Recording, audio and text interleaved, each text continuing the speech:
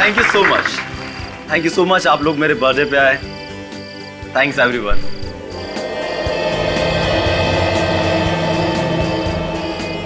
Happy birthday भैया, very very happy birthday. आप चुप चुप चुप।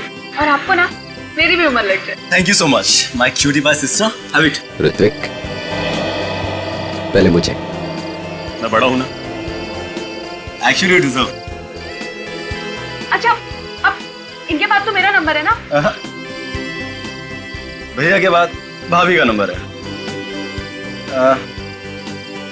माया भाभी का है?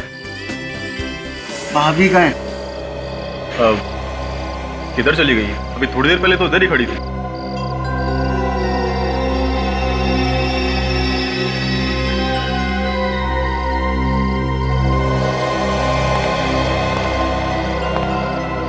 किधर है माया? तुम्हें किसके लिए रखा गया है? ध्यान नहीं रख सकते थे उसका? मैम वो अभी यहीं थी, उनको भूख लगी थी तो वो कुछ खाने के लिए काउंटर की तरफ गई थी। मुझे नहीं पता वो कहाँ चली गई अचानक से। अगर मेरी बीवी कहीं भी चली गई और उससे कुछ भी हुआ तो फिर देखना मैं तुम्हारा क्या हाल करता हूँ। अरे भैया आप इतना टेंशन क्यों ले रहे हो?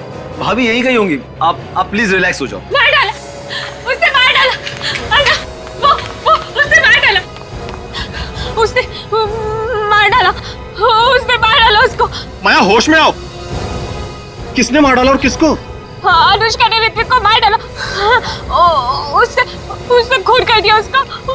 क्या हुआ भाभी? क्या हुआ? तुम? हाँ भाभी, मैं तो जिंदा हूँ।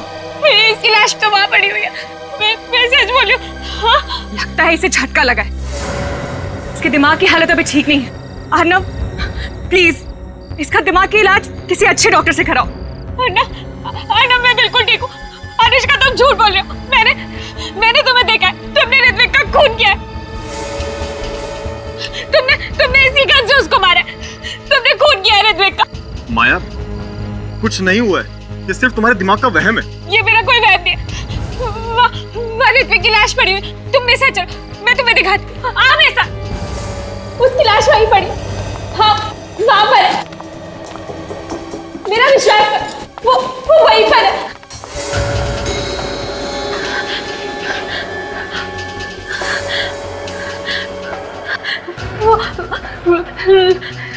लाश तो यही थी।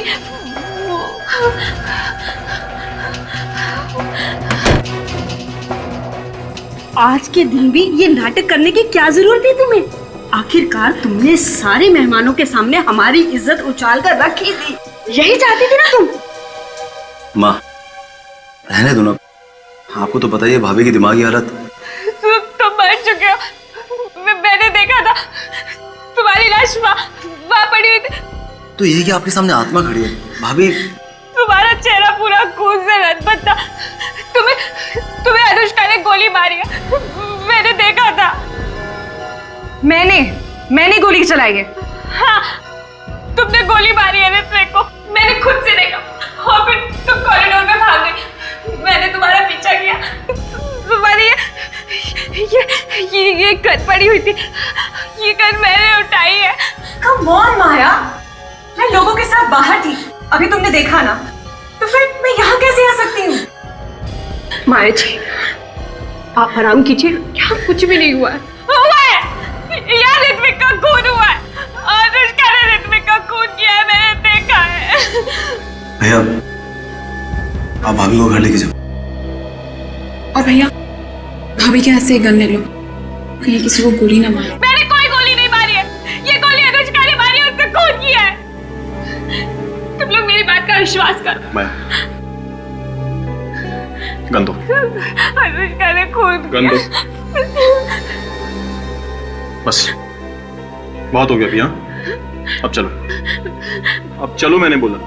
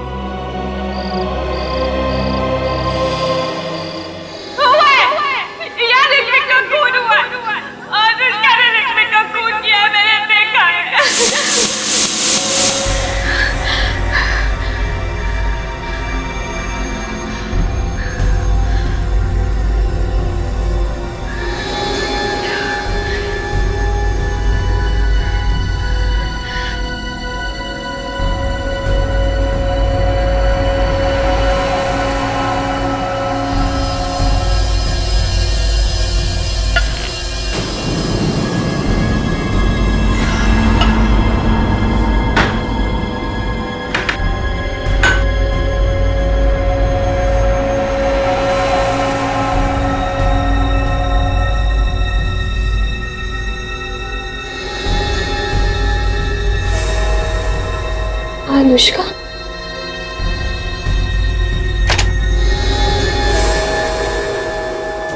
तूने मुझे खून करते हुए देखा था ना, अब तू भी नहीं बचेगी। तुझे भी मरना होगा। नहीं! क्या हुआ माई जी? मार डालेगी। मैं मरना नहीं चाहती। क्या हुआ माया? क्या हुआ? क्या हुआ माया? पता नहीं सर, ये सोते सोते अचानक से चौंक गई और कह रही है कि ये कोई मारना चाहता है। कौन मारना चाहता है माया? वो वहाँ पर खड़ी अनुष्का, वो मुझे मार डालेगी।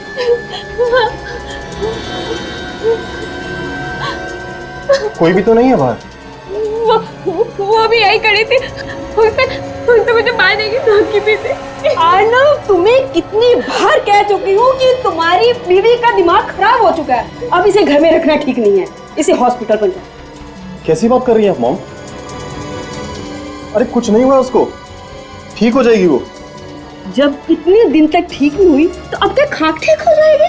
मैं झूठ नहीं बोल रही, आप लोग मेरा विश्वास कीजिए। वो मार डालेगी मुझे, मैं मरना नहीं चाहती। माया, ये वहम निकाल दो अपने दिमाग से प्लीज, और अभी सो जाओ। प्रिया, माया का ध्यान रखना।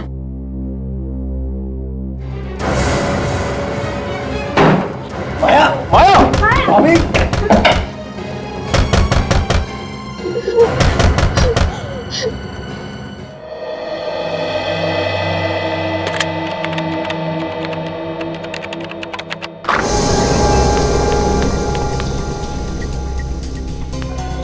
बचा लीजिए, मुझे बचा लीजिए। वो मुझे मार देगी, वो मुझे जान से मारना चाहती है। मुझे बचा लीजिए। देखो, घबराओ मत, घबराओ मत। अब तुम यहाँ पर आ गई हो ना, तुम्हें कोई कुछ नहीं करेगा। बैठो, बैठो। वो मुझे मार डालेगी, वो मार देगी मुझे। क्या नाम है तुम्हारा? कौन हो तुम? माया। माया। अच्छा माया, बताओ कौन मारना चाहता है तुम्हें? वो मेरे घर की खिड़की के बाहर खड़ी थी और उसके हाथ में गन भी थी। वो मुझे मार देगी। निखिल, जरा पानी लेकर आओ। मार देगी वो। उसके हाथ में गन थी और उसने तुम्हें मारा नहीं? मैं भाग के यहाँ पर आ गई। अच्छा माया, बताओ कौन है वो जिसने तुम पर गन तान के रखी थी? वो अनुष्का, एक खून कर चुकी है वो, और अब मुझे मारना चाहती है। अनुष्का? किसका किसका खून किया है अनुष्का ने? अपने बिजनेस पार्टनर ऋत्विक का खून कर चुकी। तुमने देखा खून होते हुए? तुम्हारे सामने हुआ खून? और उसके बाद उसने तुम्हें मारने की कोशिश की? सर, कुछ गड़बड़ है। माया, शांत हो जाओ और जरा डिटेल में बताओ, क्या क्या देखा तुमने?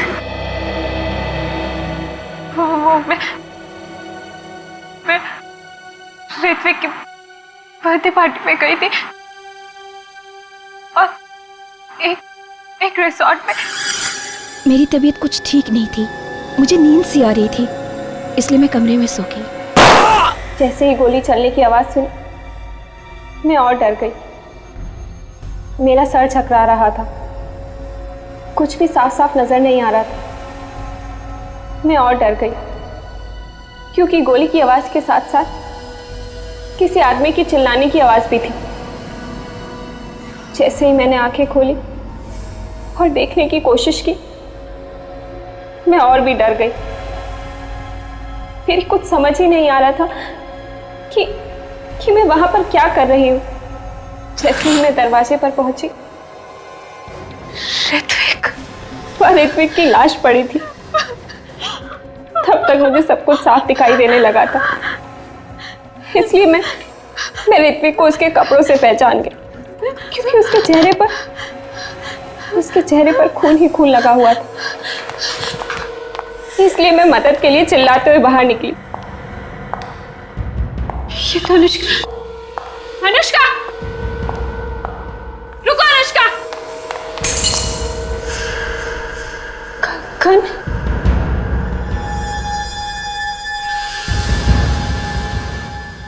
इसका मतलब अनुष्का ने ऋत्विक का खून किया। अनुष्का, अनुष्का रुको। मैं थोड़ी दूर तक उसके पीछे भागी मगर वो अचानक गायब हो गई।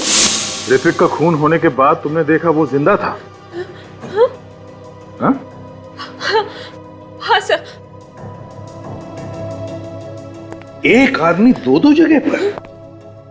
एक ऋत्विक वो जिसे तुमने मरा हुआ देखा तुम्हारे ही कमरे में, और दूसरा ऋत्विक वो पार्टी में जिंदा। हाँ सर, मैंने ऋत्विक को मरते हुए देखा। कोई मेरी बात का विश्वास ही नहीं कर रहा है सर। माया, तुम्हारी तबीयत कुछ खराब लगती है, कोई दवाई वगैरह ले रही हो क्या? दवाई तो मैं रोज लेती हूँ। कैसी दवाई है? बता नहीं, पर रोज लेनी पड़ती है।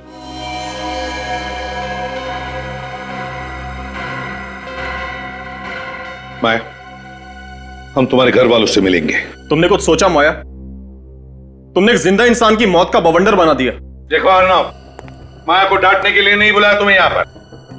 खून हुआ है वहां पर, समझे? सर अगर खून हुआ होता तो क्या मैं जिंदा होता? सर माया की दिमागी हालत ठीक नहीं है। ये देखिए मेरे पास डॉक्टर की रिपोर्ट भी। सर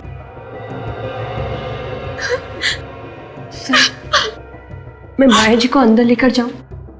इन सब बातों से इनके दिमाग पर बुरा असर पड़ेगा। ठीक है, लेकर जाओ। काजल, ध्यान रखना इस पर। आइए।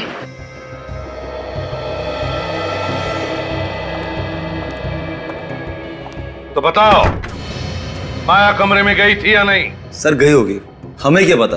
वैसे भी ये अर्णव उसे खुद ही ढूंढ रहा था। तुम लोग भी तो ढूंढ रहे थे ना?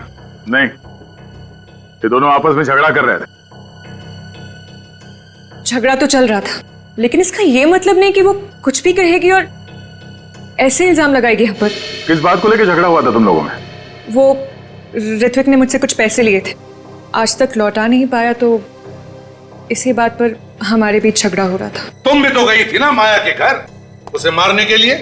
नहीं सर, वो झूठ बोल रही है। मैं तो अपनी स्टूडियो में थी। कोई सबूत है? हाँ सर, गवाह भी है और सबूत भी।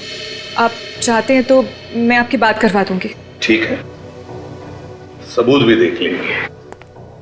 ये बताओ,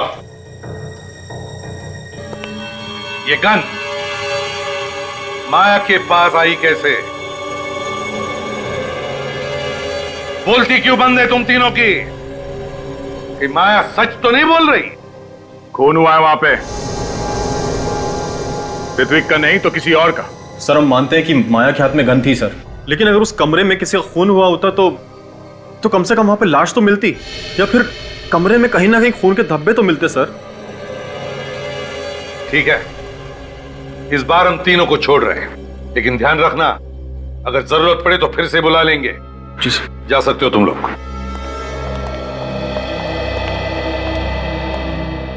सर कुछ ना कुछ तो हुआ है उस कमरे में। हाँ अभिजीत, कुछ तो हुआ है। लगता है इस माया की बातों में सच्चाई है, लेकिन समझ में नहीं आता है कि ये गन माया के पास आई कहां से। सर माया ने बताया कि उसने गोली चलने की आवाज सुनी थी। इस गन पे साइलेंसर लगा हुआ है, तो उसने आवाज सुनी कैसे? सर लगता है दो बार गोली चली है, एक बार साइलेंसर के साथ और दूसरी गोली चली है बिना साइलेंसर के। मान लिया सचिन, लेकिन पहली गोली किस गन से चली? साइलेंसर वाली गन से या बिना साइलेंसर वाली गन से? वहां जो कुछ भी हुआ है उस होटल के कमरे से ही पता चल जाएगा।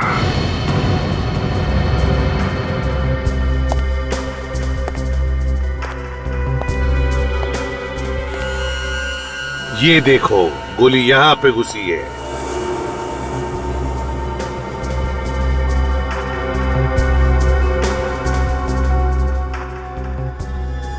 वाह भी, अंधाधुन गोलियां चली है सचिन। सर लेकिन माया कह रही थी कि उसने एक ही गोली की आवाज सुनी है, बाकी गोलियों की आवाज उसने सुनी क्यों नहीं? वही तो, और तो और इतना बड़ा रिसोर्ट है, सैकड़ों लोग यहाँ पर काम करते हैं, फिर भी किसी को पता कैसे नहीं चला कि यहाँ पर खून हुआ है, इतनी गोलियां चली है?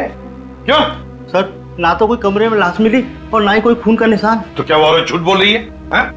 उसने अपनी आंखों से देखा ना खून होते हुए है? सर वो औरत सन की लगती है, पूरे होटल में गन लेकर घूम रही थी हाथ में, सब लोग डरे हुए थे उससे। बाहर जाके खड़े हो जाओ। सर ये माया तो ये भी कह रही थी कि लाश दरवाजे के पास यहाँ अंदर पड़ी थी घर में और दरवाजा बंद था, तो फुरखुनी ने गोली चलाई कहां से होगी? सचिन, माया ने यह भी कहा कि वो दरवाजा खोलकर बाहर गई। इसका एक ही मतलब हो सकता है कि खूनी इस तरफ दरवाजे के बाहर खड़ा था। अगर वो दरवाजे के बाहर खड़ा था तो फिर उसने गोलियां कैसे चलाई? ये देखिए सर, अजीब सा कांच का टुकड़ा है सर, पेट के नीचे मिला। वाकई अजीब सा टुकड़ा है ये, ना किसी बल्ब या ट्यूबलाइट का है, ना फिर किसी फोटो फ्रेम का। जरा मैग्नीफाइंग ग्लास दे दो। ये तो कॉन्वेक्स लेंस का टुकड़ा है, कॉन्वेक्स लेंस का टुकड़ा। कॉन्वेक्स लेंस तो पीप-होल में लगाया जाता है। मगर सर दरवाजे को देखकर तो नहीं लगता है कि इसका पीप-होल बदला गया है। हाँ,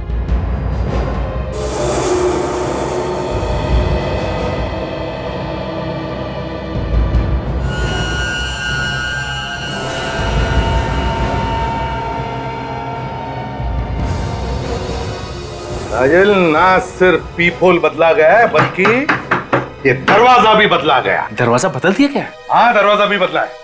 इधर आओ। कमरे का दरवाजा किसने बदला? सर रिसोर्ट में रेनोवेशन काम चल रहा है, शायद किसी ने बदल दिया हो। काम चल रहा है, शायद किसी ने बदल दिया हो। तो फिर वो बड़ा पुराना दरवाजा। सचिन, काम करो, तुम और काजल जाओ और देखो कहीं पर ये दरवाजा मिलता है क्या। सर, हाँ सर एक बात तो समझ में आ गई, गोली पीप-होल से ही चली है, दरवाजा भी अंदर से बंद था, फिर लाश कैसे गायब हो गई सर? हाँ, गोलियां पीप-होल से चली है और दरवाजा अंदर से बंद था, तो फिर लाश को यहां से गायब कैसे किया गया?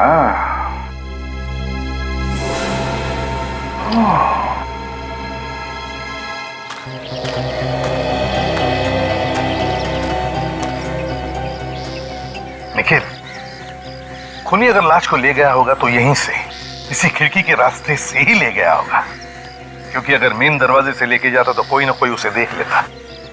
हाँ सर, अगर घायल भी हुआ होगा तो भी यहीं से गया होगा सर। सिक्योरिटी, अरे सुनो। सलाम साहब।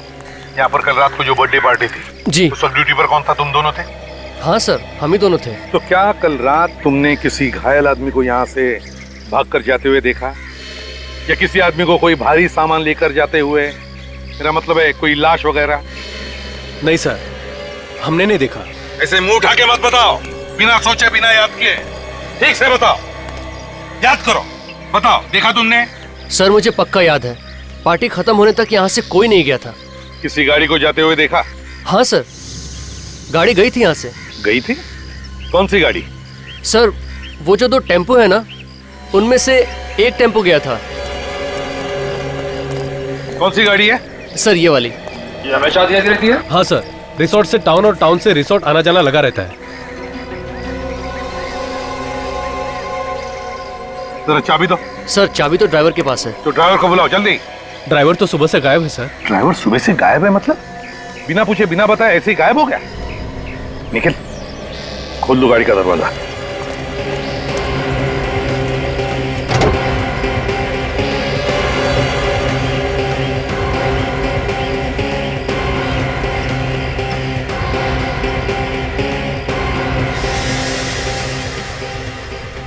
गाड़ी तो एकदम साफ कर दी है।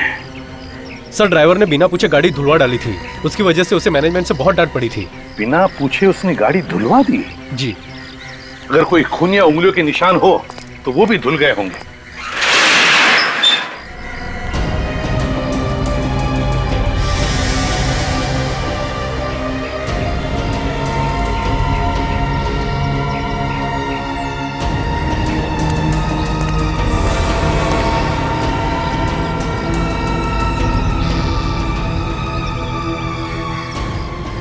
टायर में कीचड़ जैसी में ये कहां से आ गए? इसका एक ही मतलब है, ये गाड़ी किसी ऐसी जगह पे गई थी जहां पर इस तरह की मिट्टी है। निखिल सर, ये मिट्टी उठाओ। सर, लाश इसी गाड़ी में ले जाई गई थी। कहां पर ये मिट्टी ही बताएगी। भाई साहब इधर सुनिए जी। अच्छा ये बताइए कि ये इस होटल के जो पुराने फर्नीचर्स हैं वो सब कहाँ रखे जाते हैं? इस होटल के पुराने फर्नीचर यहाँ पे रखे जाते हैं।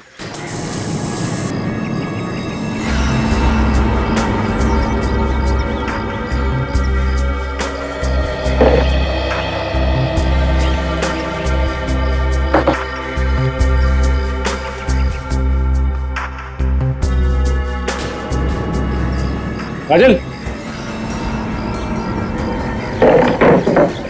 लगता है वो दरवाजा इसके पीछे ही है। बंद कर दिया, संभल के।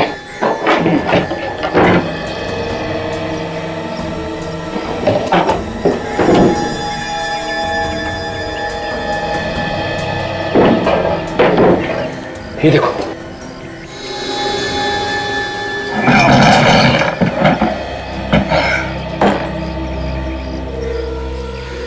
लगता है काजल ये दरवाजा वही है। हाँ, इसका तो पीपल भी टूटा हुआ है। इसका मतलब काजल गोली यहीं से चलाई गई है। ये जो 3 गोलियां हमें रिसोर्ट के कमरे में से मिली थी वो उसी गन से चली है जो माया के पास थी। फॉरेंसिक का रिपोर्ट भी यही कहता है। मतलब सर ये तीनों गोलियां साइलेंसर वाली गन से चली है, इसीलिए माया को गोली चलने की आवाज नहीं आई। बस सर उस गोली का क्या हुआ जिसकी आवाज माया ने सुनी थी? क्या वाकई अगर खून हुआ है जिसे माया ने देखा है तो गोली अभी भी उसी लाश में ही होनी चाहिए। मगर सर लाश कहां पर है? खूनी को वहां से लाश ले जाते हुए किसी ने देखा कैसे नहीं? हाँ ये बात तो है, बड़ी प्लानिंग के साथ सब कुछ किया गया है दया, वरना इस अनुष्का और ऋत्विक की जैसा ही ड्रेस कोई क्यों पहनता? हाँ सर, और ये सब इसलिए किया गया ताकि माया को किसी तरह से ये खून होते हुए दिख जाए और उसका दिमाग खराब हो। मगर सर कोई माया को पागल क्यों बनाना चाहेगा? कोई ना कोई तो वजह जरूर है, कोई ना कोई तो वजह है।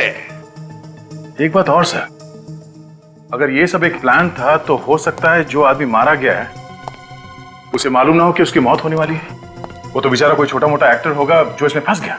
हाँ बेचारा। इस खूनी ने उसे झूठ बोलकर पटा लिया होगा सर। उसने बताया होगा कि कोई नाटक करना है जिसमें ऋत्विक के कपड़े पहनने हैं और फिर सचमुच गोली मार दी उसे। मगर सर एक बात अभी तक समझ में नहीं आ रही है, वो आदमी सचमुच मर चुका है या फिर सिर्फ घायल हुआ है? और एक बात, वो लड़की जिसने अनुष्का जैसी ही ड्रेस पहनी थी, वो ड्रेस आई कहां से? अब अनुष्का 2 ड्रेस तो नहीं बनाएगी बिल्कुल वैसी की वैसी ही। इस अनुष्का से पता लगाना चाहिए कि उसने वो ड्रेस कहां पर बनवाई थी। वहीं से पता चलेगा कि कौन है ये दूसरी लड़की जिसने वैसी ही ड्रेस बनवाई थी। वही खूनी है दया, वही खूनी है। बॉस दरवाजे को तो एकदम साफ सूफ करके रख दिया गया है। बहुत ही होशियार खूनी है, फिंगरप्रिंट्स भी एकदम साफ कर दिए। सन की गोली तो पीपोल में से ही चली है ना? हाँ, गोली पीपोल से ही मारी गई। और कोई खून वगैरह मिला दरवाजे पर? नहीं, दरवाजे पर कोई खून नहीं था। किसी ने उसे भी साफ कर दिया? बड़ी प्लानिंग के साथ मर्डर किया है, खून ही साफ कर दिया। अरे रेडी, दरवाजे पर खून होता तो साफ करता ना, खून था ही नहीं दरवाजे पर। अब मेरा दिमाग चकराने लगेगा सर। गोली चली, खून हुआ, मगर खून नहीं निकला। अरे यार गोली चलेगी तो खून निकलेगा। अरे तो सर फिर खून गया तो गया कहां? और अगर सर किसी को गोली लगेगी तो थोड़ा बहुत खून तो उड़ेगा ही ना। थोड़ा बहुत खून तो जरूर उड़ेगा, लेकिन इस दरवाजे पर जरा भी खून नहीं था। खून होता तो केमिकल डालते दिख जाता ना। तो फिर अभी ये कहना मुश्किल है कि वाकई में किसी का खून हुआ है या नहीं। बिल्कुल तय, वाकई मुश्किल। और हाँ बॉस ये जो 3 गोलियां मिले ना आपको रिजॉर्ट के कमरे में से, इन तीनों गोलियों पर भी जरा भी खून नहीं था।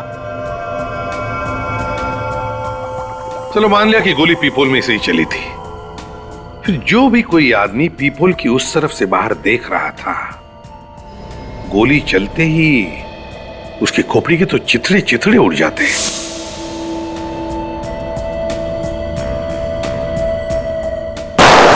सर ये भी तो हो सकता है कि खोपड़ी के छितड़े ना उड़े हो और गोली अभी भी उसकी खोपड़ी में हो जिसे गोली लगी। हो सकता है, बिल्कुल हो सकता है। सर जो मिट्टी आप लोगों को टेम्पो के टायर में से मिली है वो समुद्र के किनारे की है। उसमें से मुझे छोटे छोटे पत्थर के टुकड़े और सी शेल्स मिले जो अक्सर बीचेस पे पाए जाते हैं। इसका एक ही मतलब है दया, खूनी ने लाश को टेम्पो में डाला और समुद्र के किनारे ले गया। रिसोर्ट के आसपास जो भी बीच है, लाश वहीं पे मिलेगी।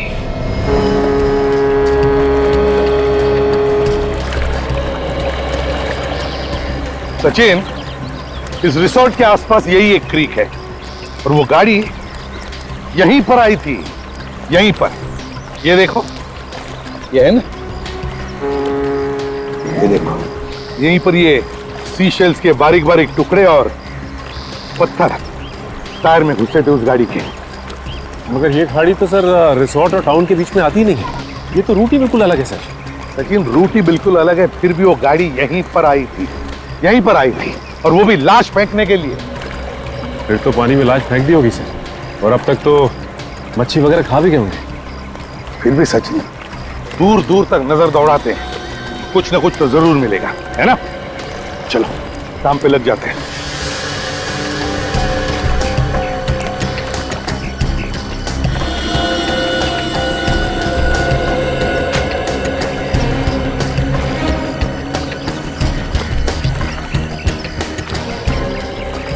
हाँ सचिन, कुछ नहीं सर।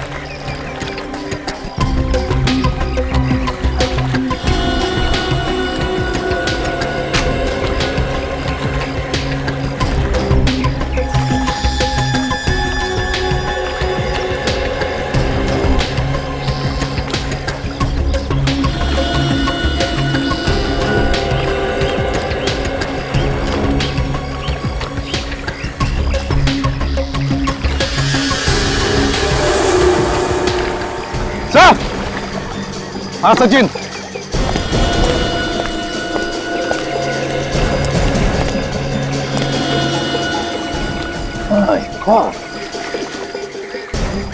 लाश इसे पलटा था।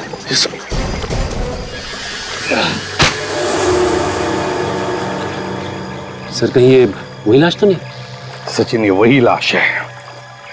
इसे रिसोर्ट में मार डाला और यहां ला करके जला दिया, और फिर गाड़ी को अच्छी तरह से धुलाकर रिसोर्ट में जाकर के खड़ी कर दी। हाँ सचिन, ये देखिए सर। ये क्या है? ये तो कोई लोहे का टुकड़ा दिखता है, पिघला हुआ। लेकिन सर क्या हो सकता है ये? सचिन, अगर यहां पर है तो ये जरूर कोई ना कोई सबूत तो है ही है, कोई ना कोई सबूत तो है। इन्होंने बता दिया कि ये आदमी दिखता कैसा था। ये देखो,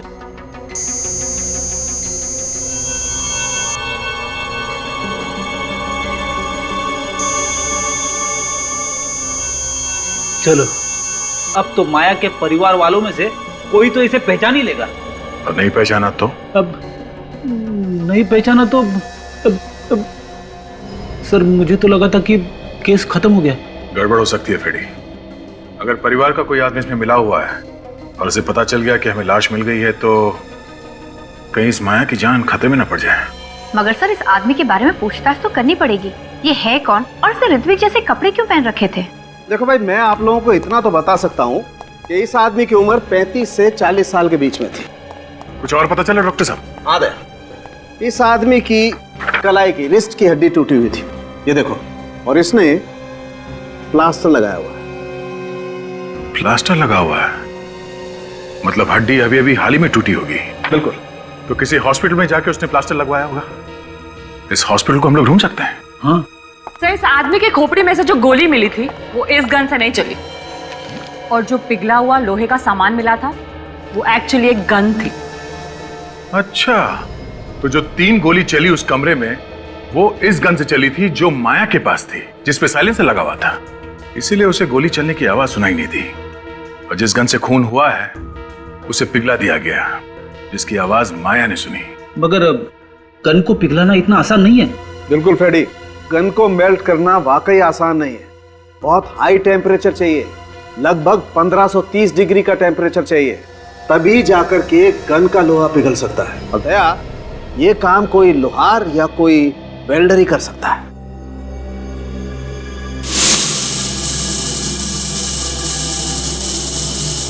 सर, एक वेल्डर रिसोर्ट में ग्रिल का काम कर रहा था, हो सकता है काम भी उसी ने किया।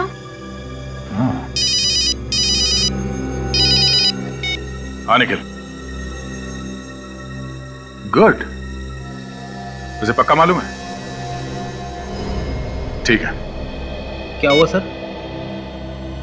अनुष्का ने जो ड्रेस पहन रखी थी, ठीक वैसी ड्रेस किसी आदमी ने बनवाई है। पहले इस वेल्डर को पकड़ते हैं, उसका मुंह खुलवाना पड़ेगा।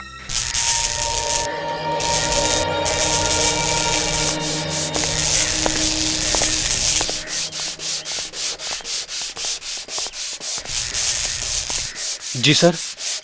तुम जाओ। ठीक है।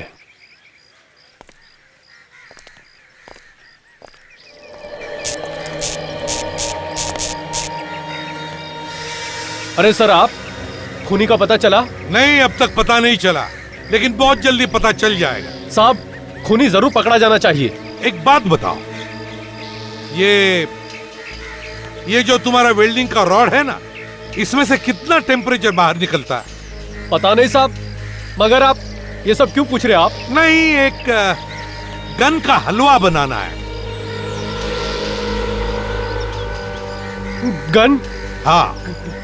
कैसी गन? मैं किसी गन के बारे में नहीं जानता। सचिन, जरा बता दो, गन?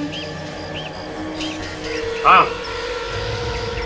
ये बताओ कि जिस रात खून हुआ उस रात तुमने किसी की गन मेल्ट की थी? हाँ, की थी। किसकी गन थी वो? मालूम नहीं साहब। सर, इससे पहले कि कोई आ जाए, इसको अपना कमाल दिखा दो। ठीक कह रही हो काजल तुम। ये क्या कर रहे हो साहब आप? अरे साहब, गोली चल जाएगी साहब, गोली चल जाएगी। सर, गोली में चलाना सर। ये क्या कर रहे हो साहब आप? ये मर जाएगा उस आदमी की तरह। साहब, गोली चल जाएगी साहब। मर गया, मर गया, मार डाला, मार डाला, मर गया। पता चला गोली कैसे चलती है? बिना गोली चले कैसे दर्द हुआ? सोचो उसे कितना हुआ होगा दर्द जिस पर ये गोली चली थी। बर्थडे पार्टी में आई थी वो साहब, ज्यादा उम्र नहीं थी उसकी, जवान थी साहब। कौन हो सकती है वो औरत? कौन हो सकती है? साहब, पार्टी के बाद एक आदमी ने उसको आवाज लगाई थी और पूछ रहा था कि माया को तुमने अकेला क्यों छोड़ दिया? तुम पहचान लोगे उसे? हाँ साहब।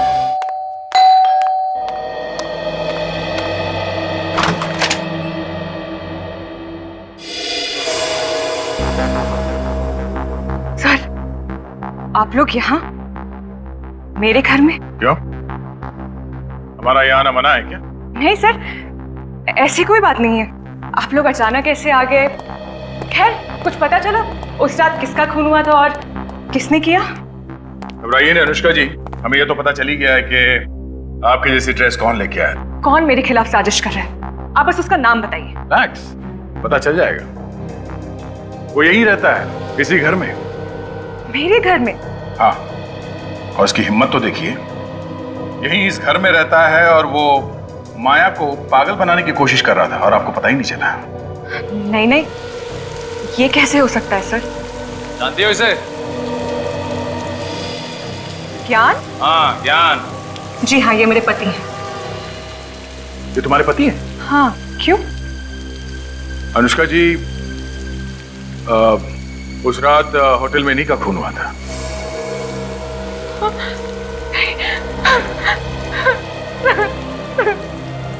ये बात आपको पता कैसे नहीं कि उस रात को उस बर्थडे पार्टी में आपके पति भी?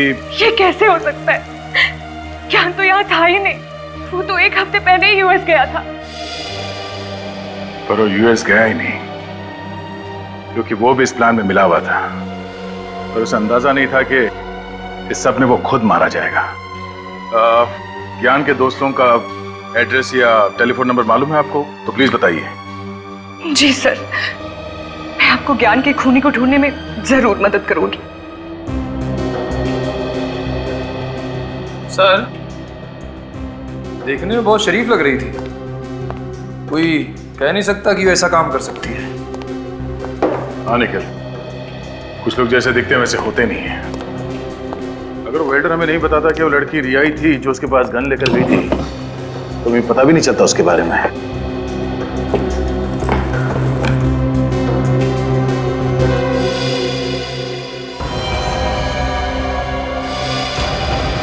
ये रिया किसी एक डॉक्टर के पास नहीं जाती थी, अलग अलग डॉक्टरों के पास जाके अलग अलग दवाइयां लिखवा कर लाती थी। बहुत सारे प्रिस्क्रिप्शन रखे हुए यहाँ पे, बहुत हेर फेर है इन दवाइयों का। फिर हो सकता है माया को पागल बनाने के लिए किया जा रहा हो। मगर रिया नर्स होकर ऐसा कर क्यों रही है? जरूर कोई ना कोई है जो रिया से सब करवा रहा है। सर, हाँ निखिल, ये देखिए।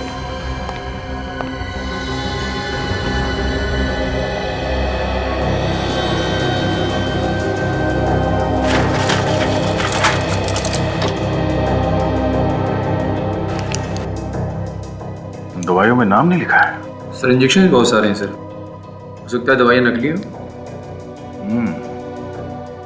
ये नर्स लोगों को बचाने का काम कम करती है, लोगों को मारने का काम ज्यादा। हाँ सचिन, इस रिया का मोबाइल के बारे में पता चला? उसकी लोकेशन क्या है? नहीं पता चला। अच्छा, मालूम हुआ कि वो ज्यादा किससे बात करती थी? हाँ, क्या नाम है उसका? ज्ञान। ठीक है, इस ज्ञान का एड्रेस निकालो। निखिल सर, ये सारी दवाइयां उठा लो। Okay sir. ये दवाइयां हमारे लिए सबूत का काम करेंगी। सच बोल रहे हो? वाकई मालूम नहीं तुम्हें कि ज्ञान क्यों रुका था होटल के कमरे में? नहीं सर, नहीं मालूम। ज्ञान ने तो कहा था कि वो कहीं 7 दिनों के लिए बाहर जा रहा है अपनी पत्नी अनुष्का के साथ, कहीं इंडिया से बाहर। ये ज्ञान तुम्हारा दोस्त था ना? नहीं सर। सर, जिस ट्राई स्टार होटल में ज्ञान ठहरा हुआ था उसका मैनेजर आ रहा है सर। गुड। तो उसने अपने सारे प्लान दबा के रखे हुए थे, इसीलिए किसी को कुछ नहीं बताया। Manager, try star hotel? हाँ सर, मेरा नाम कंसाकिया है, मैं ही होटल ट्राई स्टार का मैनेजर हूँ। बस तो जल्दी से ज्ञान के बारे में क्या जानते हो बताओ। ये देखिए सर, ये उस टैक्सी का बिल है जिस टैक्सी में होटल का ड्राइवर ज्ञान को ले जाता था। सुरती नगर खान? तुमने ड्राइवर से पूछा नहीं कि ज्ञान वहां पे क्या करने जाता? पूछा था सर, पर उसे कुछ नहीं मालूम। उसे वो जगह तो मालूम होगी ना जहाँ पे वो ज्ञान को छोड़ता था? हाँ, ये उसे जरूर पता होगा। बस तो वहीं पे पता चलेगा कि ये सारा मामला है क्या। ये फैक्ट्री तो बंद पड़ी, फिर ज्ञान यहाँ क्या कर रहा था? अरे, आप लोग कौन हैं और यहाँ क्यों आए? हम लोग सीआईडी से कुछ पूछताछ करने आए। पर मैंने तो कोई गुनाह नहीं किया है। वैसे आप हैं कौन? हर्षवर्धन, इस फैक्ट्री का मालिक। हर्षवर्धन जी, जरा ये देखिए, आप इस आदमी को पहचानते हैं? ये तो ज्ञान है, इसे क्या हुआ? इसका खून हो गया। खून? किसने किया सर? वही पता करने की कोशिश कर रहे हैं हम लोग। वैसे आप ज्ञान को कैसे जानते हैं?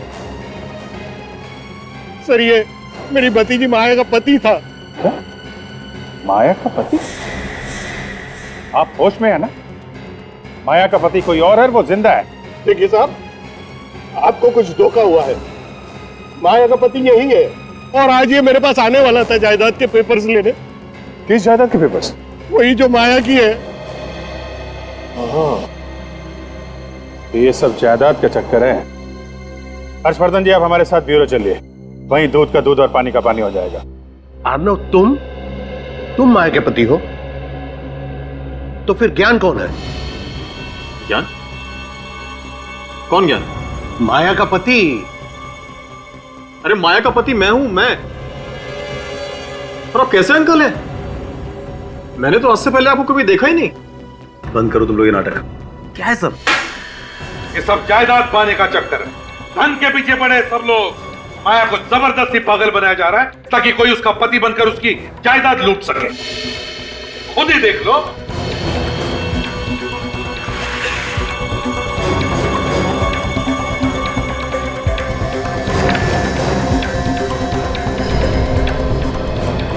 तो माया की वसीयत,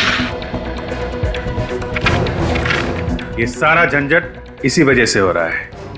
इसी वसीयत की वजह से हुआ ये सब। क्या लिखा है इसमें? लेकिन सर, माया ने मुझे इसके बारे में कभी भी नहीं बताया। मुझे भी मेरे वकील ने ही बताया सर। और अचानक एक दिन ज्ञान कहीं से आया और कहने लगा कि माया की तबीयत बहुत खराब है और मैं ही उसका पति हूं। और कोई है माया के परिवार में? माया और उसकी चचेरी बहन मीनाक्षी के अलावा और कोई नहीं है परिवार में। और मीनाक्षी की कई साल पहले पानी में डूबकर मौत हो चुकी है।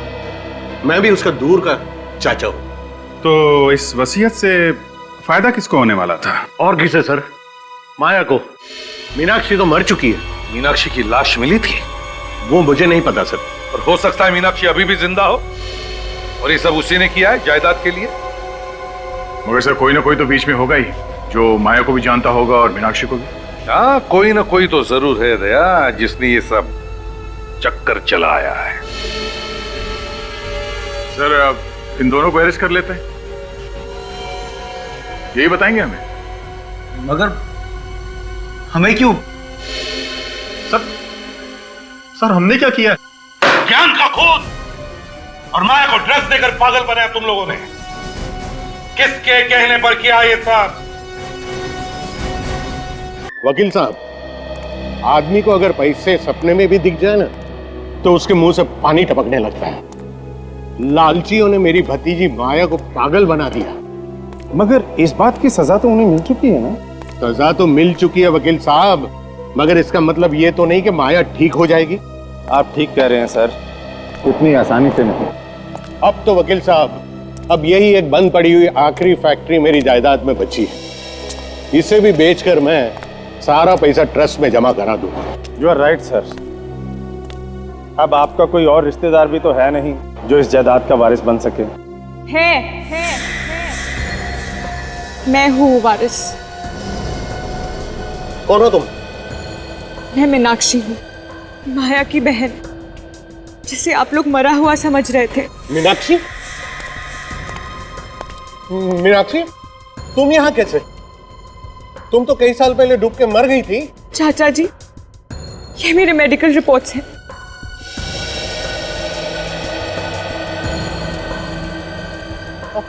अब तक सामने क्यों नहीं आई? मेरी बात का लोग विश्वास नहीं करेंगे, मुझे इस बात का डर था। हाँ, तुम्हारा डर सही था भी। हम भी तो यही पूछने वाले हैं कि इतने दिनों से कहां छुपी थी तुम और क्यों? सीआईडी। हाँ, सीआईडी। तुम्हें लगा कि ऋतिक और अर्णव ये तो पकड़े जा चुके हैं, केस खत्म। अब तुम खुल के सबके सामने आ सकती हो। यहाँ आने का रास्ता भी हमने ही खोला है। अनुष्का जी, आई एम सॉरी, मीनाक्षी जी है ना, ताकि यहाँ खुद आकर तुम कहो कि सारी जायदाद की वारिस मैं ही हूं।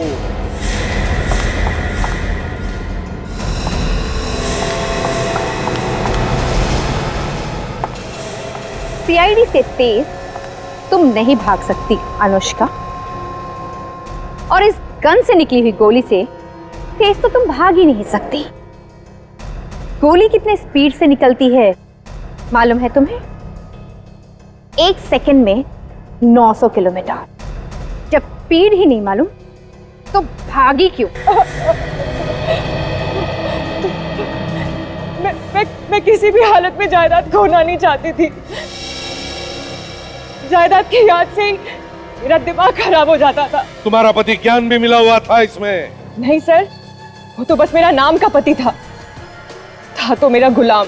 सुना, अपने पति को गुलाम कह रही। एक जमाना था जब औरतें अपने पति को भगवान मानती थी सर, और ये तुमने अपने पति ज्ञान को ऋत्विक के कपड़े पहना दिए और फिर उस पर गोली चला दी। उस बेचारे को पता भी नहीं चला होगा कि मौत कब आ गई।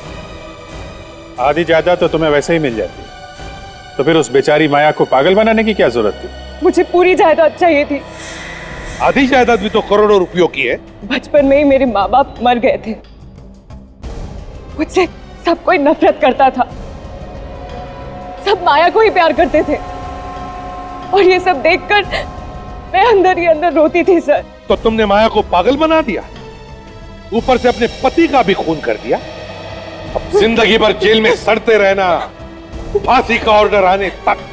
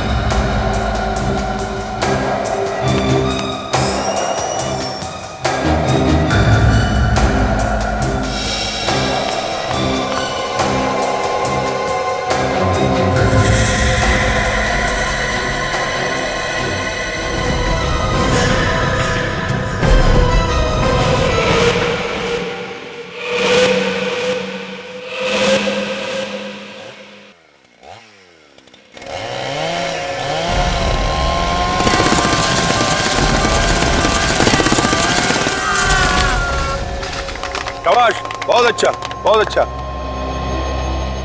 बहुत अच्छा किया, लेकिन इससे बेटर हो सकते हैं। बराबर, उस बारे में हम लोग डिस्कस करते हैं, ठीक है? चलेगा। सुनो, तब तक तुम लोग दूसरे स्टैंड की तैयारी करो।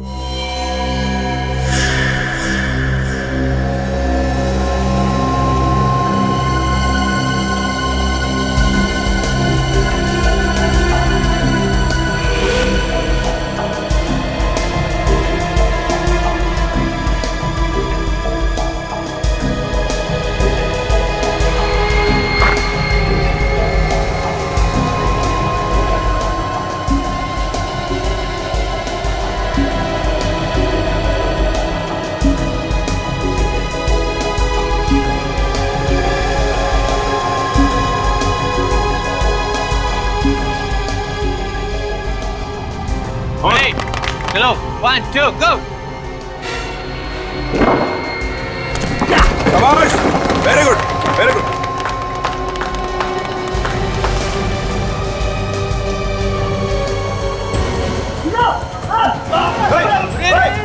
क्या कर रहे हो?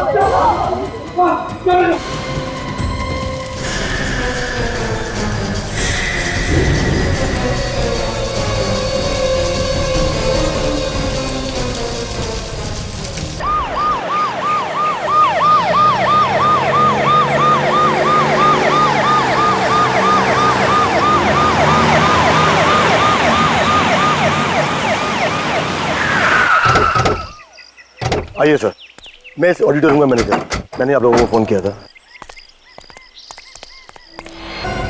अभिजीत इतनी बुरी तरह से जल गया कि शक्ल भी पहचानने नहीं आ रही है।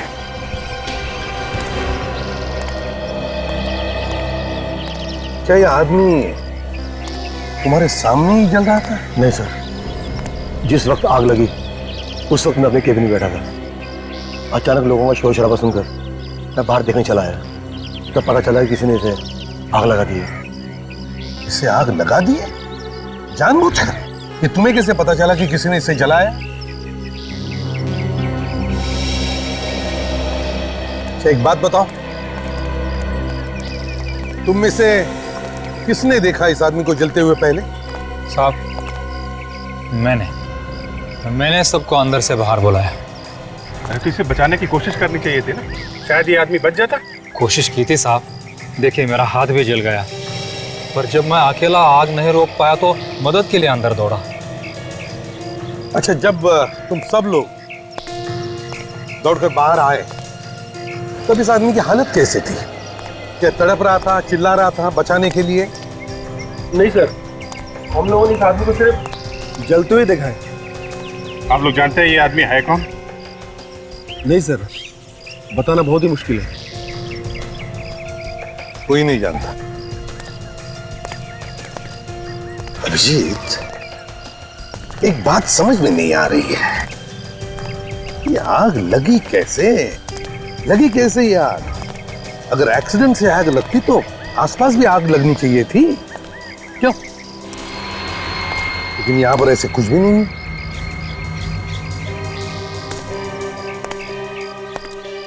क्या किसी ने इस आदमी की जान लेने के लिए जानबूझकर तो आग नहीं लगाई इसे? नहीं सर, ऐसा घिनौना काम यहाँ पे कोई नहीं कर सकता। लेकिन ये घिनौना काम हुआ तो है ना, और ये किसी अंदर वाले का ही काम है। कोई बाहर से आके यहाँ पे आग नहीं लगाएगा। क्यों? ये वॉचमैन क्या कर रहा था? तुम कहाँ थे जब आग लगी? कहाँ थे तुम? अब वो मेरी आंख लग गई थी। आंख लग गई थी? ड्यूटी पे सोता है? क्या करूं सर, दूसरी वाली बिल्डिंग में नाइट का शिफ्ट करता हूं, इसलिए कभी कभी दिन में आंख लग जाती है। कमाल है, मैनेजर अपने कैबिन में बैठा था, ये वॉचमैन सो रहा था। ये आग लगी कैसे, किसको लगी, किसी को कुछ भी नहीं मालूम। वाह। अच्छा तुम सब लोग कहाँ थे जब इस आदमी को आग लगी? सर वो मैं इन सबको कराटे की प्रैक्टिस करवा रहा था, जब इसने हमें मदद के लिए बुलाया हम सब फौरन बाहर आ गए। ये सारे लोग यहीं पे हैं या कोई गायब भी है? सर समीर या नहीं? समीर? ये समीर कौन है? सर समीर अभी अभी हमारी टीम में शामिल हुआ है, और जिस वक्त ये आग लगी उस वक्त उसकी एक आदमी से अंदर हाथापाई चल रही थी। हाथापाई? जी सर। कौन है वो आदमी? सर इससे पहले हम लोगों ने उसे कभी नहीं देखा है। अरे एक अनजान आदमी बाहर से आके समीर के साथ अंदर ऑडिटोरियम में हाथापाई कर रहा है और आप लोग को मालूम नहीं कौन है वो? चलो ऑडिटोरियम चलो। समीर, समीर, समीर, समीर, समीर,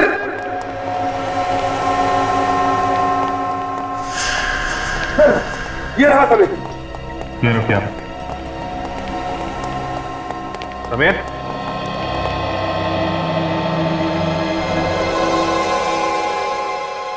ये तो मर चुका है। मर गया? मर गया? सचिन काम करो, तुम और काजल देखो आसपास अच्छी तरह से, देखो कहीं छुप कर बैठा है क्या। चल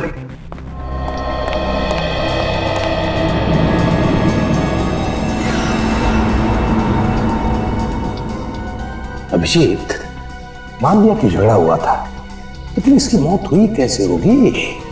शरीर पर तो कहीं भी कोई गहरा जख्म दिख नहीं रहा। सर हो सकता है किसी नाजुक जगह पे चोट लग गई हो, ब्रेन हैमरेज हो गया हो या फिर हार्ट अटैक आ गया हो। सर हर जगह देख लिया, वो कहीं भी नहीं है। नहीं सर, कहीं भी कोई नहीं है।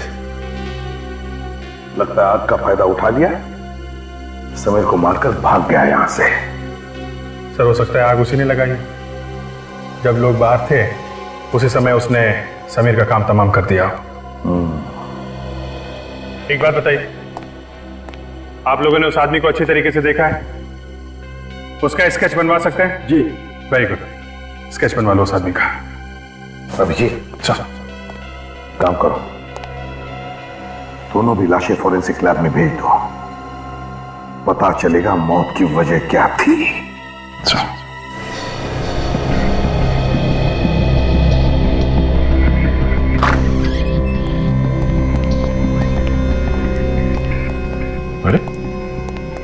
खाली। डॉक्टर सालुंके कहां गए? सालुंके साहब, डॉक्टर सालुंके। तारिका जी भी नहीं दिख रही हैं। तारिका जी, तारिका जी, कहीं सालुंके साहब और डॉक्टर तारिका डिनर के लिए तो नहीं है साथ में? नहीं नहीं, मतलब ऐसे थोड़ी ना हो सकता है। तारिका जी हर अरे गरे के साथ डिनर पे नहीं जाती है। अभिजीत, इधर आओ जरा। ये तो इधर ही है। कम यार। यस डॉक्टर साहब, यस। क्या मतलब था आपका कहने का मिस्टर अभिजीत? हाँ, आप ये कहना चाह रहे हैं कि मैं और डॉक्टर तारिका एक साथ डिनर पे नहीं जा सकते? नहीं, मेरे कहने का मतलब ये था कि काम के टाइम पे डिनर की क्या बात कर रहे हैं आप? काम के टाइम पे।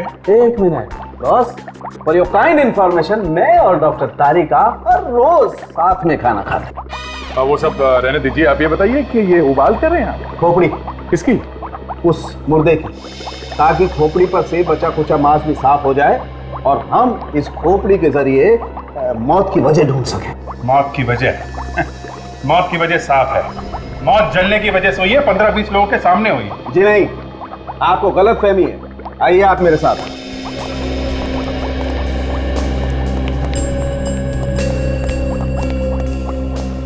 अभिजीत साहब, इस आदमी की मौत 3 दिन पहले हुई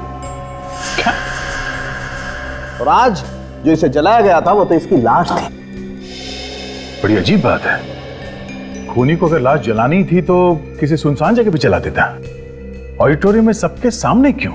हाँ, और ये लाश 3 दिन से थी कहां पे? अभिजीत, वो बाद में सोचेंगे, पहले देखते हैं कि खोपड़ी हमें क्या कहानी सुनाती है। आओ जरा।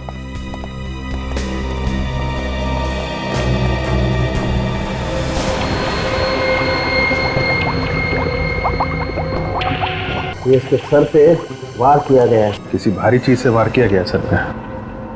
और ये नहीं बॉस, इसका चेहरा देखो।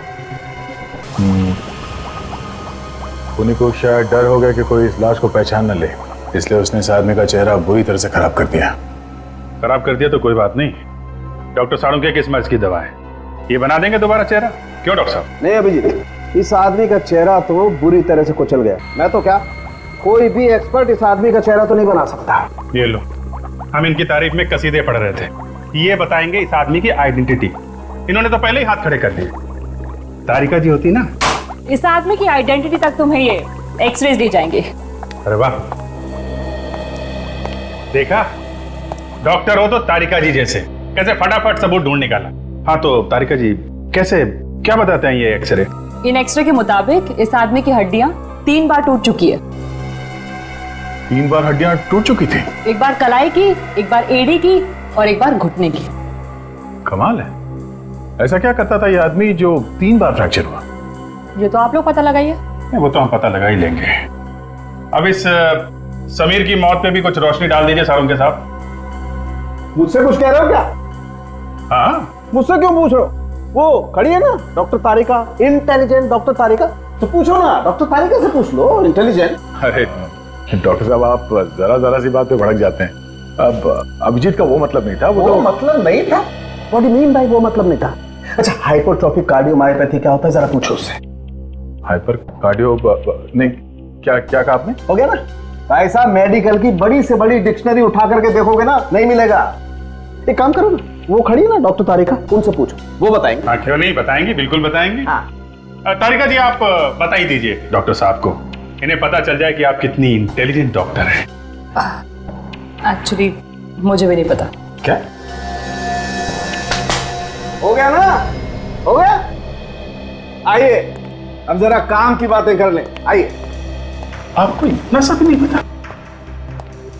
बॉस, इस आदमी को हाइपरट्रोफिक कार्डियोमायोपैथी नाम की बीमारी थी।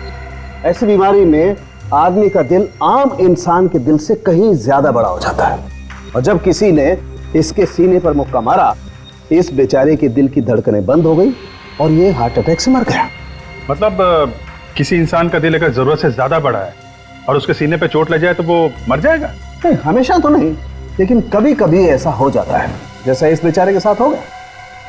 जिस आदमी के साथ समीर की लड़ाई हुई उसे शायद पहले से मालूम होगा समीर के इस हालत के बारे में, तभी उसने ठीक दिल पे मुक्का मारा। ऑडिटोरियम चल के ही पता करते हैं है कौन वो आदमी जिसने समीर के दिल पे मुक्का मारा। उन कराटे के खिलाड़ियों ने उस आदमी का स्केच बनवाया है जिसके साथ समीर का झगड़ा हुआ था। जरा देखो इसे, पहचानते हैं आप लोग?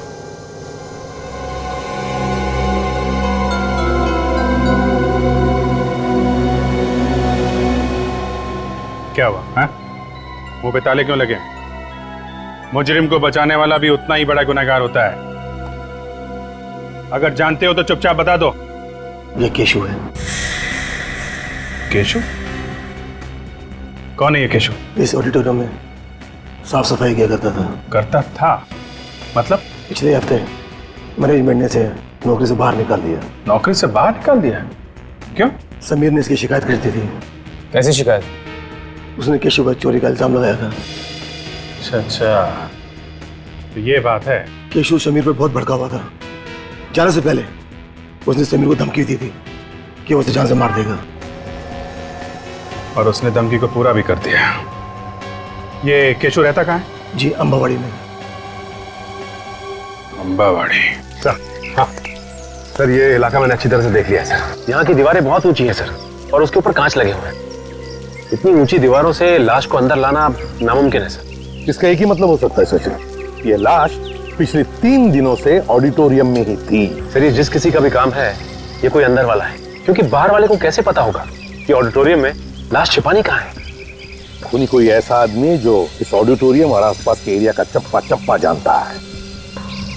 लेकिन पिछले 3 दिनों से लाश को छुपा के अगर रखा है तो कहाँ और कैसे? किसी को तो पता चलना चाहिए था, बदबू आनी चाहिए थी।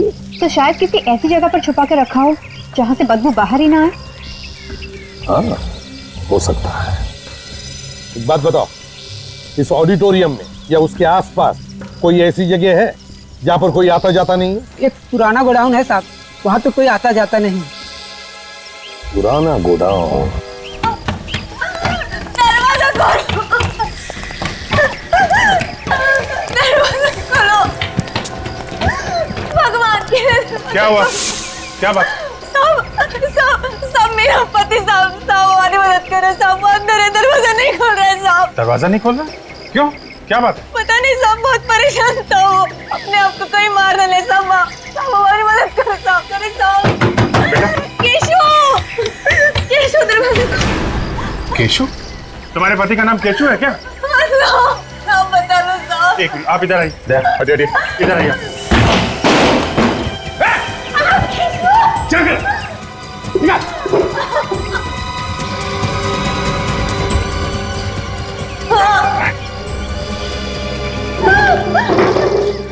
अरे केशु, क्या कर रहे थे तुम? क्या कर रहे थे?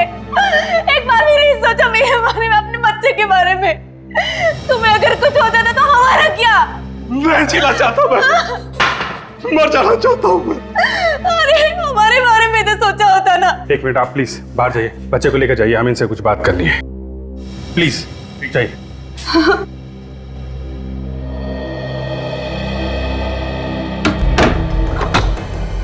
फांसी पे चढ़ने का बहुत शौक है, हैं?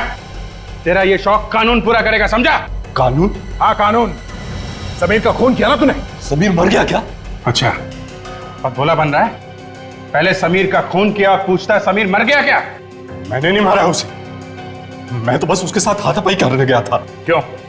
झगड़ा क्यों करने गया था समीर के साथ? तो चोर कहा था उसने मुझे।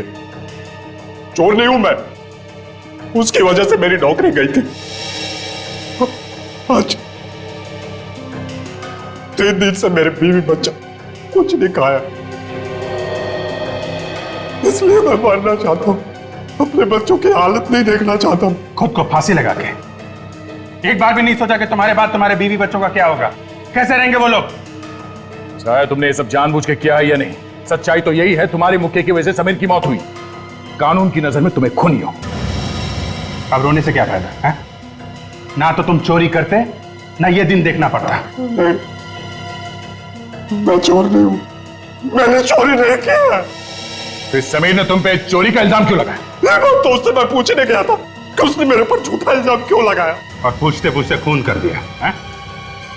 तुम चलो हमारे साथ चलो। मुझे छोड़ दीजिए साहब, मैंने खून नहीं किया साहब, मेरे बीवी बच्चों का क्या होगा साहब? तुम्हारे बीवी बच्चों का ख्याल हम रखेंगे, पर तुम्हारा फैसला अदालत करेगी। चल उठ।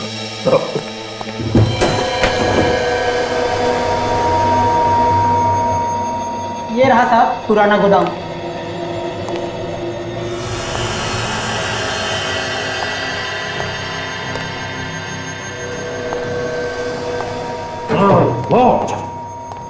कितनी बदबू! इसका मतलब है लाश को यहीं पर कहीं छुपा के रखा था, इसी जगह में। सचिन, काजल, जगह का कोना कोना छान मारो, देखो अच्छी तरह से कुछ मिलता है क्या।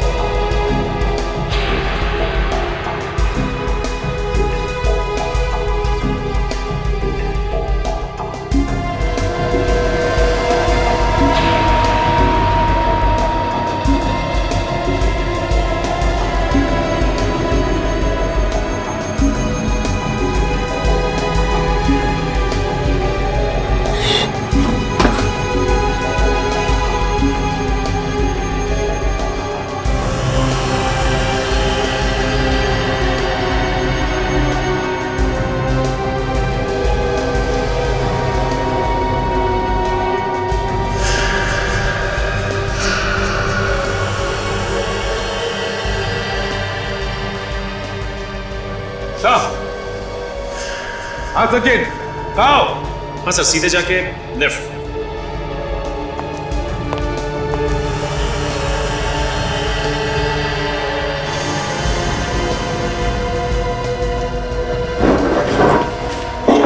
हाँ, ये देखिए,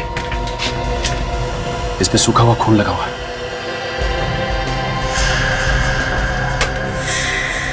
प्लास्टिक का शीट और सूखा हुआ खून, इसका मतलब है लाश को इस प्लास्टिक के शीट में लपेट कर रखा था। आर्टिफिशियल स्वीटनर तो इसे चीनी की जगह यूज किया जाता है। नॉर्मली डायबिटीज के पेशेंट्स यूज करते हैं। तो इसका एक ही मतलब हो सकता है, या तो मरने वाले को डायबिटीज थी या फिर खूनी को डायबिटीज है। सर एक बात समझ में नहीं आई, खूनी ने जब लाश जलाई तो वो गोडाउन से लेकर आया होगा, और गोडाउन से लाश लाते वक्त उसे यहाँ इस फर्स्ट फ्लोर के कॉरिडोर से गुजरना पड़ा होगा। यहाँ से फिर वो मेन एंट्रेंस से बाहर निकला और यहाँ पे उसने लाश जलाई। तो इस पूरे रास्ते पे उसे किसी ने देखा कैसे नहीं? वही तो, किसी ने देखा कैसे नहीं? ये कराटे वाले बच्चे ऑडिटोरियम में प्रैक्टिस कर रहे थे, वॉचमैन सो रहा था और मैनेजर कैबिन में बैठा था। बस खूनी ने मौके का अच्छा फायदा उठाया, लाश को जलाया और गायब हो गया। सर जिस वक्त ये सब हो रहा था तब केशव ऑडिटोरियम में चोरी छुपे घुस रहा था, तो हो सकता है उसने किसी को देखा हो कॉरिडोर से लाश ले जाते हुए। हो सकता है, जरा इस केशव को बुलाना। सर कोई ना कोई तो है, ये ऑडिटोरियम वाले या फिर स्टंट ग्रुप में से कोई, जो हमसे कुछ ना कुछ छुपा रहा है सर। सर केशव, केशु इधर आओ जी। ये ऑडिटोरियम का ड्राइंग है। उस दिन तुम अंदर कहां से घुसे थे और कैसे घुसे थे, बताओ जरा। यहाँ इधर से, ये मेन गेट से मैं जंप करके इधर आया, यहाँ से दौड़ता हुआ सीढ़ियों पर चढ़कर फर्स्ट फ्लोर पर पहुंचा, फिर यहाँ कॉरिडोर से होता हुआ ऑडिटोरियम में गया मैं। जब तुम फर्स्ट फ्लोर पे गए तो क्या तुमने किसी को देखा लाश को ले जाते हुए? हाँ, लाश नहीं। जरा अपने दिमाग पर जोर डालो, याद करो। और किसी को देखा वहां पर? हाँ, दो आदमियों को देखा था मैंने। दो आदमियों? हाँ। कौन थे वो? नहीं, मैं उनका चेहरा नहीं पहचान सका। वो लोग मेरी तरफ पीट करके खड़े थे। अच्छा, कहाँ पे? ये कॉरिडोर है ना, यहाँ खड़े थे। मैं तो चुपते छुपाते आया था। अच्छा, ही वो लोग मेरी तरफ पीट करके खड़े थे। सो हो सकता है केशु को देखकर उन लोगों ने लाश छुपा दी और पीट करके खड़े हो गए। सचिव, काम करो, ऑडिटोरियम में फिर से जाओ और अच्छी तरह से पता लगाओ। देखो इन दो आदमियों के बारे में कुछ पता चलता है क्या।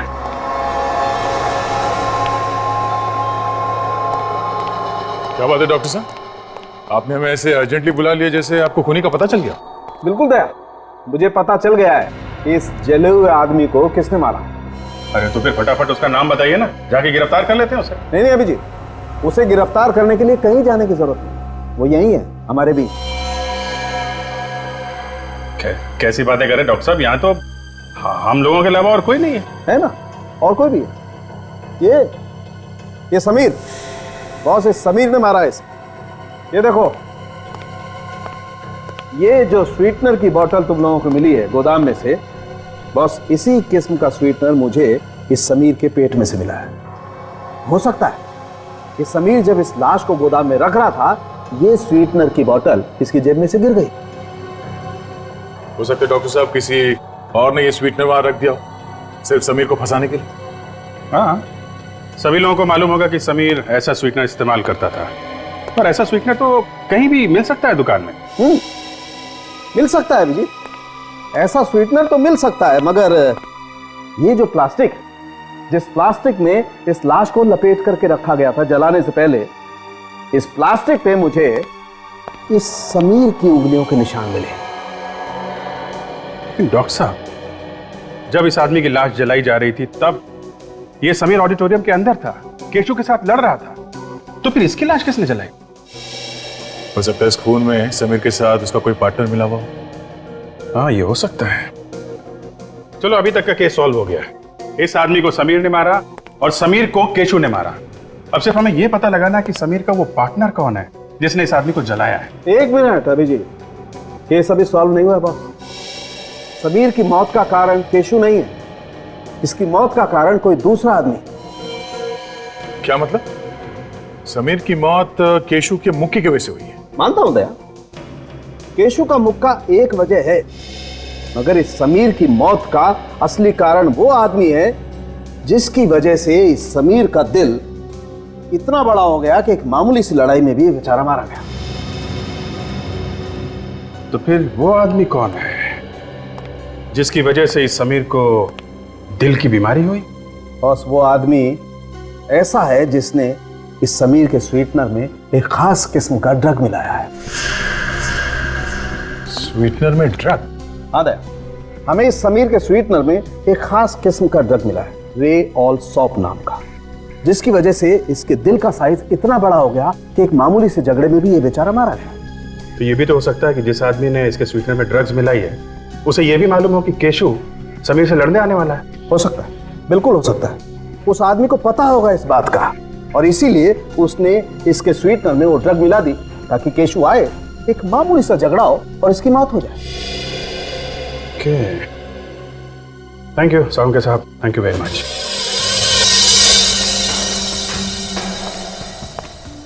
कहां पर खड़े थे वो? वो चले, ये यहीं पे खड़े थे दोनों। वो दोनों यहाँ पे खड़े थे, और तुम कहाँ थे उसमें? हम अभी जहां से अंदर आए ना, वहीं से मैं उनको देख रहा था। हाँ, तो तुम वहां पे थे और वो लोग यहाँ खड़े थे। फिर तो तुमने कुछ भी नहीं सुना होगा कि वो लोग क्या बातें कर रहे थे? नहीं, कुछ नहीं सुना।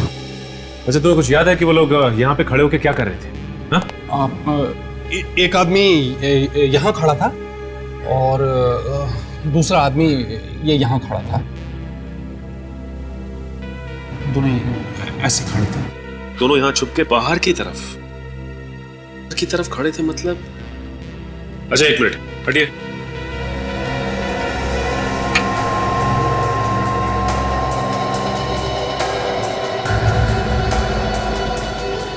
सर, वो देखिए, कुछ बॉक्स जैसा लग रहा है। हाँ, निखिल, क्या हो सकता है? देखो सर।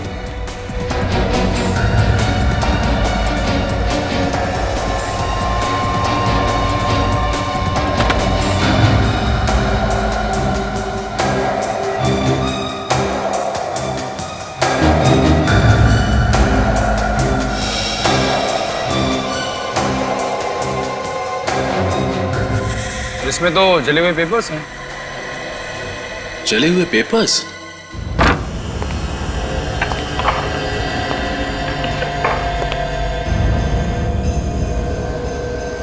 ये है समीर का घर। ये से ज्यादा कुछ सामान है नहीं यहाँ पे। शायद अकेला रहता था इसलिए।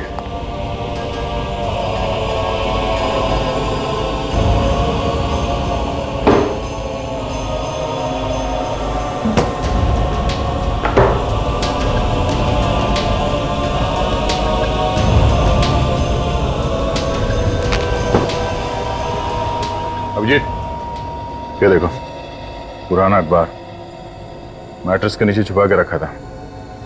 शायद कोई जरूरी बात छपी है इसमें। पड़े पड़े बिल्कुल घिस गया है। क्या हो सकता है? Karate champion? ये फोटो में किसी को कराटे का अवार्ड मिल रहा है। ये समीर भी तो कराटे का स्टूडेंट है। ये समीर फोटो बिल्कुल घिस गई है, पता नहीं चल रहा है।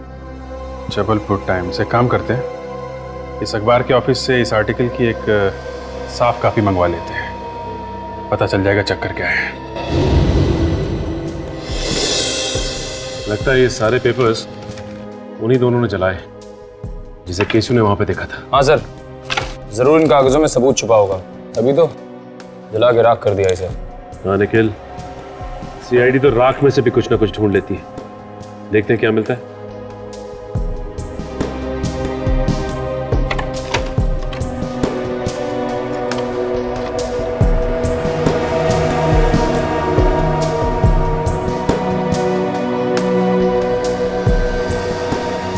ये देखो निखिल, इसके ऊपर किसी क्लिनिक का नाम लिखा है, डॉक्टर प्रवीण कुमार, राजशिला क्लिनिक, जबलपुर।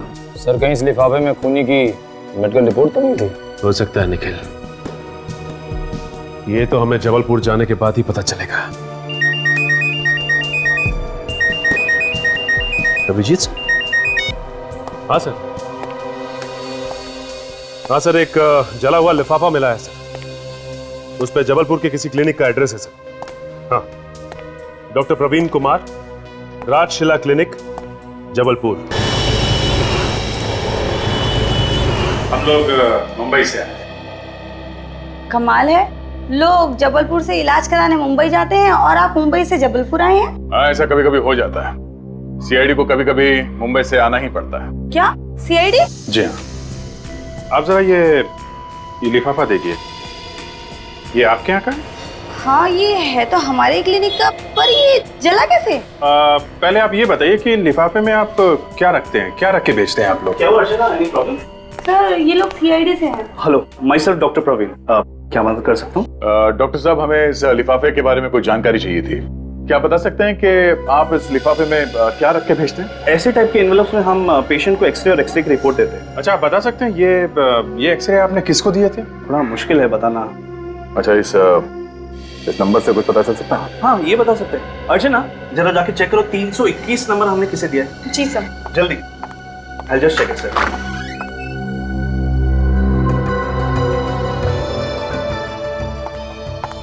मिल गया सर। देखिए यहाँ पे समीर कुमार लिखा है। समीर का नाम? पर किसी ने समीर के एक्सरेज क्यों जलाए होंगे? उन एक्सरेज में कुछ खास बात होगी, तभी खूनी ने उन्हें जला दिया है। डॉक्टर साहब जी, इन एक्सरेज के डुप्लीकेट कॉपीज मिल सकते हैं? बिल्कुल मिल जाएंगे।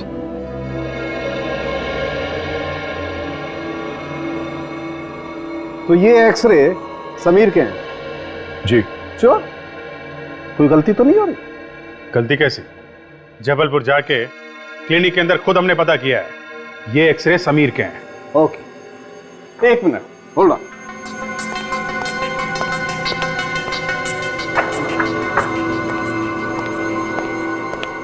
बॉस, अगर ये एक्सरे समीर के हैं तो फिर ये एक्सरे किसके हैं? ये एक्सरेज इस जले हुए आदमी के हैं जो डॉक्टर तारिका ने निकाले थे। बिल्कुल बिल्कुल वही एक्सरे। तो भाई साहब, मेहरबानी करके आप जरा ये एक्सरे मैच करके देखिए।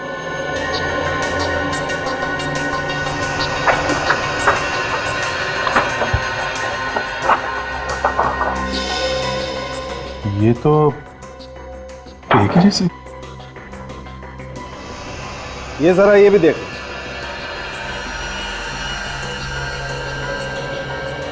माय गॉड, ये सारे एक जैसे एक्सरे। एक जैसे नहीं है बॉस, एक ही आदमी के हैं। इस आदमी क्या? इस आदमी के? मगर क्लिनिक वालों ने बताया कि ये एक्सरे समीर के हैं। तो फिर यही असली समीर होगा। अगर ये असली समीर है तो फिर ये कौन है? नकली समीर? मतलब इस आदमी ने इसको मारा क्योंकि ये इस असली समीर की जगह लेना चाहता था। मगर क्यों, किस लिए? अब समझ में आया सर। इस नकली समीर के घर में हमें कोई भी कागज, फोटो या आइडेंटिटी वगैरह क्यों नहीं मिली? अब ये उसे डर था उसकी पोल खुल जाने का, इसलिए उसने अपने घर में ऐसा कोई सबूत नहीं छोड़ा जिसकी वजह से उसके आइडेंटिटी के बारे में पता चले। सर हमें अखबार के ऑफिस से फोटो मिली।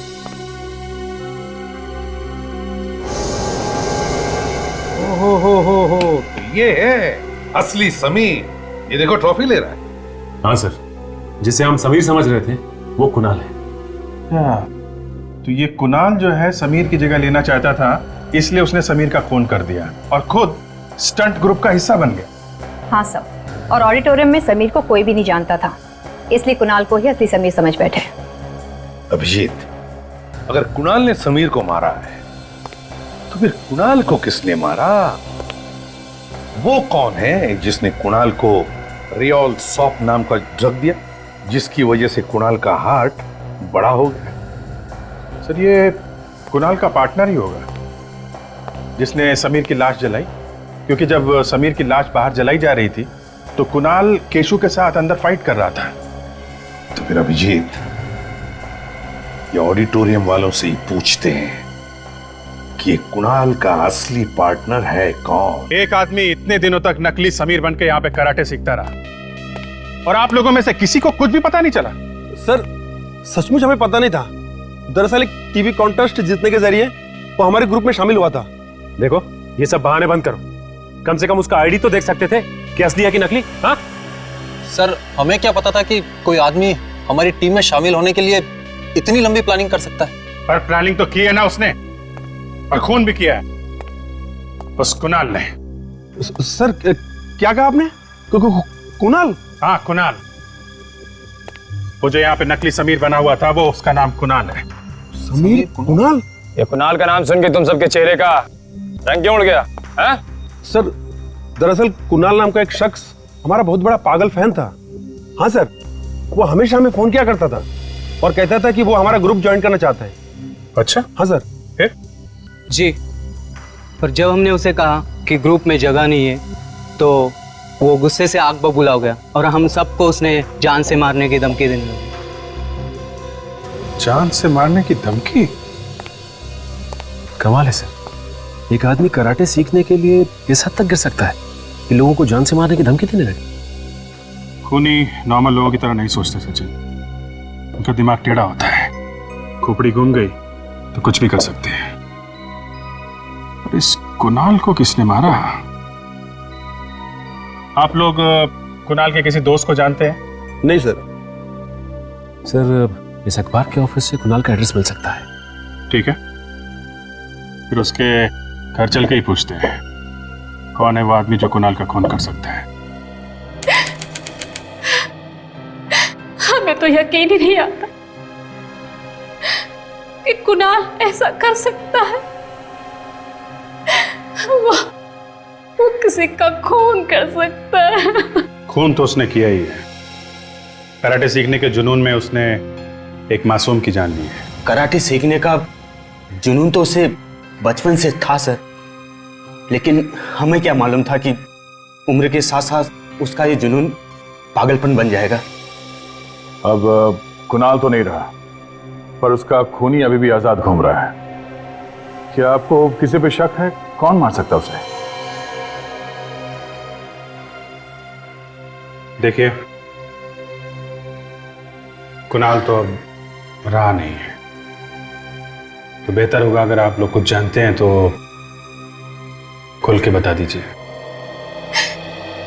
कुणाल की एक दोस्त थी, मालिनी। वो उससे बहुत प्यार करती थी और कुणाल ने भी उससे शादी का वादा किया था। तो फिर कुणाल ने वादा तोड़ दिया? हाँ, सिर्फ वादा ही नहीं तोड़ा बल्कि रिश्ता ही खत्म कर दिया। बेचारी का दिल तोड़ दिया। क्यों? कुणाल ने ऐसा किया क्यों? उसको लगने लगा मालिनी की वजह से वो कराटे को उतना वक्त नहीं दे पा रहा है जितना कि उसे देना चाहिए। तो कहीं इस मालिनी ने तो नहीं फोन कर दिया कुणाल का? नहीं सर, मालिनी उसकी जान कैसे ले सकती है? कुणाल की वजह से वो पहले ही आत्महत्या कर चुकी है। क्या मालिनी ने कुणाल के लिए आत्महत्या कर ली थी? कमाल है, जरा जरा सी बात पे लोग आत्महत्या कर रहे हैं। जिंदगी की कोई वैल्यू ही नहीं रही। अच्छा, आप लोग इस मालिनी के परिवार वालों के बारे में कुछ बता सकते हैं?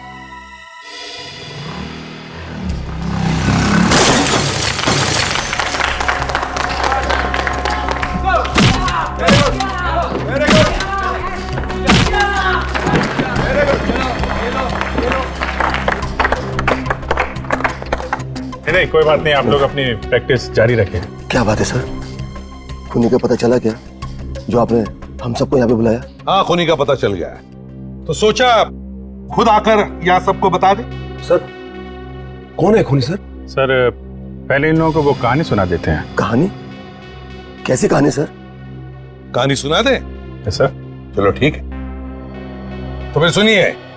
ये कहानी है समीर नाम के एक लड़के की जिसने एक टीवी शो जीता था, जिसकी वजह से उसे यहां आकर कराटे सीखने का मौका मिल गया।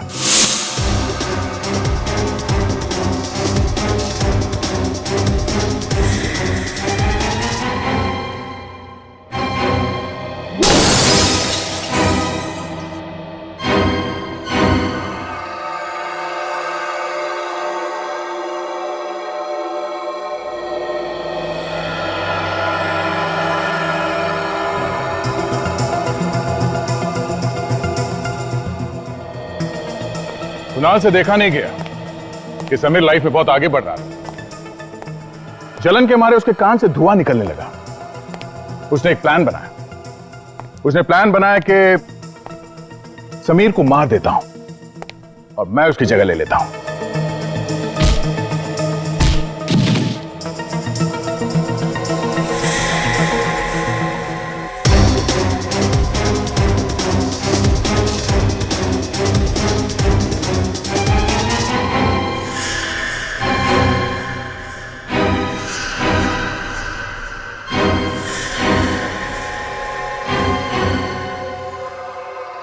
यहां पे कोई नहीं जानता था कि समीर दिखता कैसा है, इसलिए सबने कुणाल को ही समीर समझा। और यह सब करने में कुणाल का एक दोस्त भी था जिसने उसकी मदद की। दोस्त जिस दोस्त ने फिर कुणाल का भी खून कर दिया।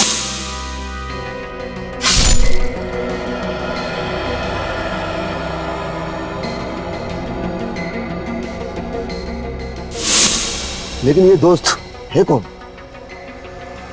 ये वो आदमी है जिसकी बेटी ने कुणाल की वजह से आत्महत्या कर ली थी। अपनी बेटी की मौत का बदला लेने के लिए वो यहां तक पहुंच गया। आत्महत्या? क्या आत्महत्या? आत्महत्या क्यों दिनेश बाबू, सच है ना ये?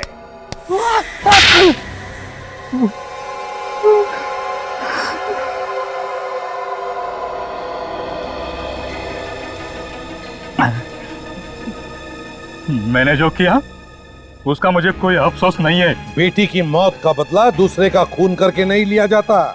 आपको क्या मालूम खुद की औलाद खोने का गम क्या होता है? इनसे ये मत पूछना कि औलाद खोने का गम क्या होता है। अपने बेटे को अपने हाथ से गोली मारी इन्होंने, और उस वक्त सर के लिए ड्यूटी पहले थी, बेटा बाद में। तुम्हारी तरह नहीं कि बदले की आग में खून करने निकल पड़े। यहाँ के तुमने कुणाल से दोस्ती कर ली? उससे दोस्ती भी कर ली और समीर का खून करने के लिए भी तैयार हो गए। कुणाल समीर से पहले यहाँ आया था। मैं सर समीर, आपसे बात हुई थी। हेलो समीर। हेलो। हाय समीर, सर रिसेंट जो टीवी शो था मैंने वो जीता था और आपका ग्रुप ज्वाइन करने की मेरी दिली तमन्ना थी। उसका विश्वास जीतने के लिए मैंने यही सफाई कामगार की नौकरी कर ली। जैसे असली समीर यहाँ आया हमने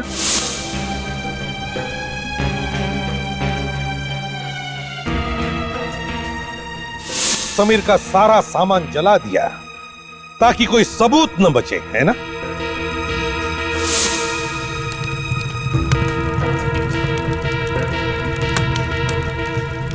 और कुणाल का खून कैसे किया? उसकी चाय में कुछ मिलाता था ना जिससे उसे हार्ट अटैक आ जाए? हाँ सर, मैंने ही केशु को भड़काया था। वो कुणाल को मारने आया। झगड़े में केशु ने उसके सीने में घूंसे मारे तो फौरन कुणाल को हार्ट अटैक आ गया। मैं तो नहीं हूं साहब। नहीं जाओ। ऐसा क्या सोनिया? साहब, साहब, मैं चोर नहीं हूं साहब। ये ना सब उस समीर की वजह से हुआ है। समीर ने ही तुम्हारी शिकायत करी। समीर ने करी? मैं समीर को जान से मार दूंगा। सबको बुलाने भागा ताकि कुणाल मतलब नकली समीर अकेला रह जाए जब उसकी मौत हो। जितना दिमाग तुमने दो खून करने में लगाया, अगर उतना ही दिमाग किसी अच्छे काम में लगाते तो आज जेल में नहीं जाना पड़ता। अब 15-20 साल तक जेल में सड़ते रहे ना, तब तक फांसी का ऑर्डर आएगा ही आएगा।